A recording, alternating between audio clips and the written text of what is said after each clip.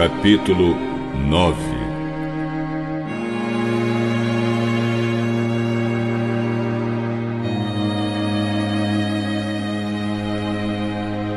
E Jesus terminou dizendo: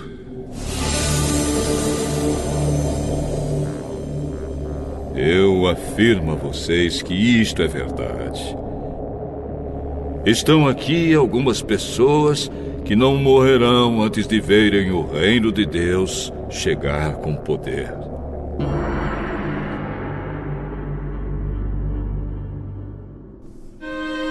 Seis dias depois, Jesus foi para um monte alto, levando consigo somente Pedro, Tiago e João. Ali, eles viram a aparência de Jesus mudar.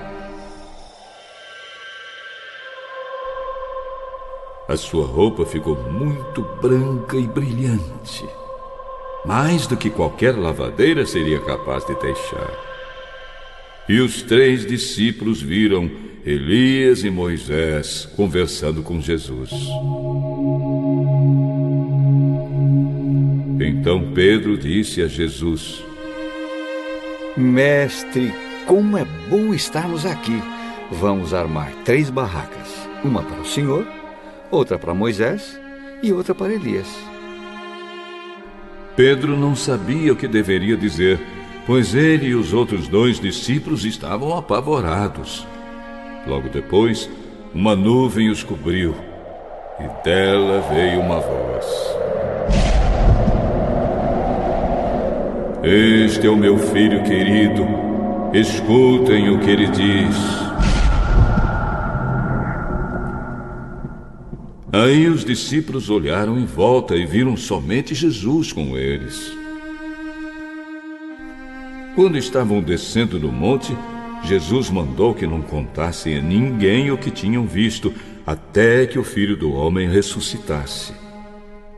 Eles obedeceram à ordem, mas discutiram entre si sobre o que queria dizer essa ressurreição. Então perguntaram a Jesus: Por que os mestres da lei dizem que Elias deve vir primeiro? É verdade que Elias vem primeiro para preparar tudo.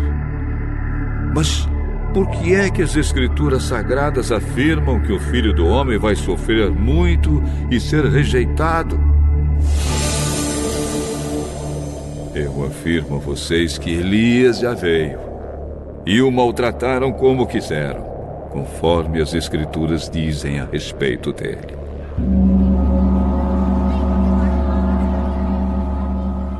Quando eles chegaram perto dos outros discípulos, viram uma grande multidão em volta deles e alguns mestres da lei discutindo com eles. Quando o povo viu Jesus, todos ficaram admirados e correram logo para o cumprimentarem. Jesus perguntou aos discípulos: O que é que vocês estão discutindo com eles?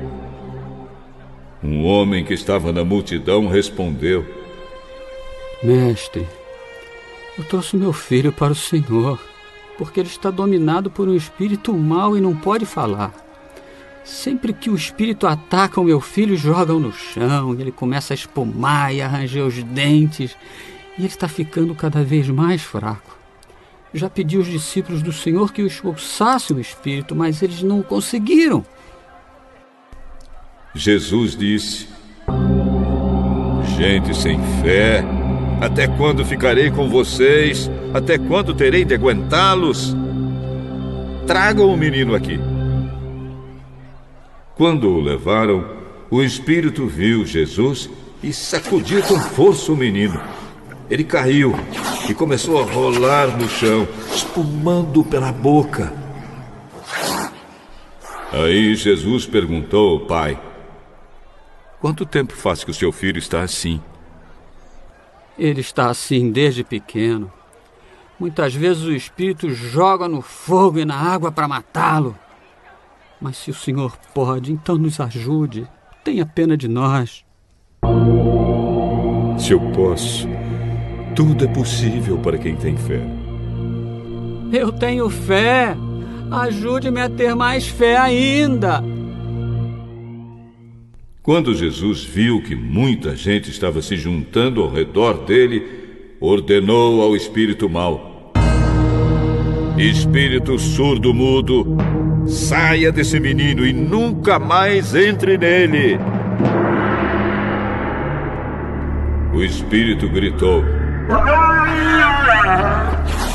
sacudiu o menino e saiu dele. O menino ficou como morto. Por isso todos diziam que ele havia morrido. Mas Jesus pegou o menino pela mão e o ajudou a ficar de pé. Quando Jesus entrou em casa, os seus discípulos perguntaram a ele em particular: por que foi que nós não pudemos expulsar aquele espírito? Este tipo de espírito só pode ser expulso com oração.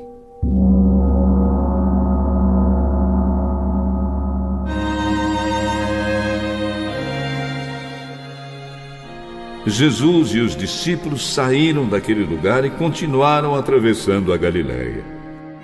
Jesus não queria que ninguém soubesse onde ele estava, porque estava ensinando os discípulos. Ele dizia a eles: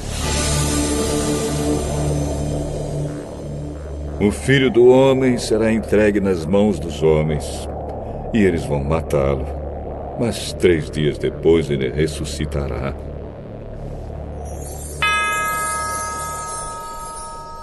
Eles não entendiam o que Jesus dizia, mas tinham medo de perguntar. Jesus e os discípulos chegaram à cidade de Cafarnaum. Quando já estavam em casa, Jesus perguntou aos 12 discípulos: o que é que vocês estavam discutindo no caminho? Mas eles ficaram calados, porque no caminho tinham discutido sobre qual deles era o mais importante. Jesus sentou-se, chamou os 12 e disse: se alguém quer ser o primeiro, deve ficar em último lugar e servir a todos. Aí segurou uma criança e a colocou no meio deles, e abraçando-a, disse aos discípulos: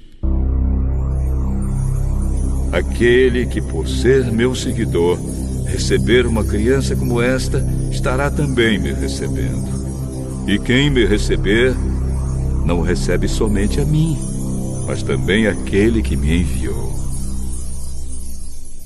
João disse: mestre, vimos um homem que expulsa demônios pelo poder do nome do Senhor, mas nós o proibimos de fazer isso porque ele não é do nosso grupo.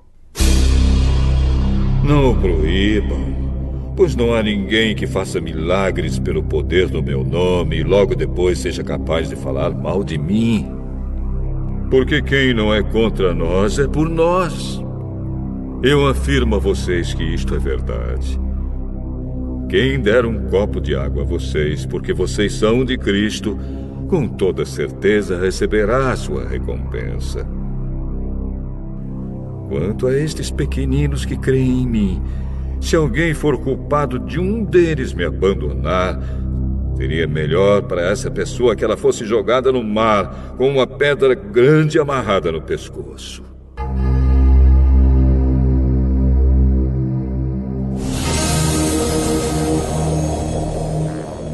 Se uma das suas mãos faz com que você peque, corte-a fora. Pois é melhor você entrar na vida eterna com uma só mão do que ter as duas e ir para o inferno, onde o fogo nunca se apaga. Ali os vermes que devoram não morrem e o fogo nunca se apaga. Se um dos seus pés faz com que você peque, corte-o fora. Pois é melhor você entrar na vida eterna aleijado do que ter os 2 pés e ser jogado no inferno. Ali os vermes que devoram não morrem e o fogo nunca se apaga. Se um dos seus olhos faz com que você peque, arranque-o. Pois é melhor você entrar no reino de Deus com um olho só do que ter os 2 e ser jogado no inferno. Ali os vermes que devoram não morrem e o fogo nunca se apaga. Pois todas as pessoas serão purificadas pelo fogo, assim como os sacrifícios são purificados pelo sal. O sal é uma coisa útil, mas se perder o gosto, como é que vocês poderão lhe dar gosto de novo? Tenham sal em vocês mesmos e vivam em paz uns com os outros.